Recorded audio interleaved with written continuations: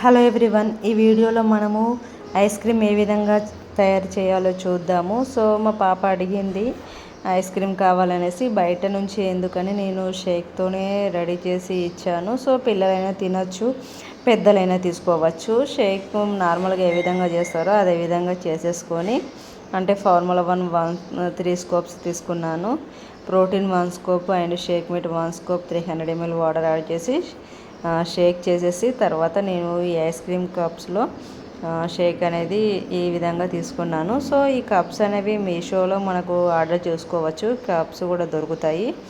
So తర్వాత మనము దీని క్యాప్ అనేది టైట్గా పెట్టేసుకొని ఒక 8 hours ఫ్రిడ్జ్లో పెట్టేసుకోవాలి.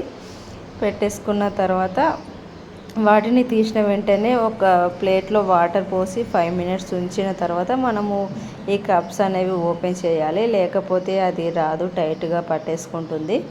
సో ఇందులో మీరు ఇంకా ఇలాచీ పౌడర్ యాడ్ చేసుకోవచ్చు, డ్రై ఫ్రూట్స్ కూడా యాడ్ చేసుకోవచ్చు. నేను లాస్ట్ ఇయర్ సమ్మర్లో నేను అలా యాడ్ చేశాను. సో నేను ఇప్పుడు పాప తొందరగా కావాలనేసి అడిగింది, సో నేను అందులో ఏమీ వేయలేదు, ఫాస్ట్గా చేసేసాను.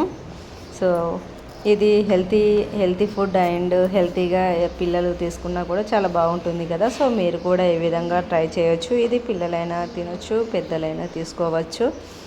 నేను మ్యాంగో ఫ్లేవర్ తీసుకున్నాను కాబట్టి మ్యాంగో ఐస్ క్రీమ్ అయింది. అంతేకాకుండా ఈ వీడియో నచ్చితే లైక్, షేర్, సబ్స్క్రైబ్ చేయండి. Thank you.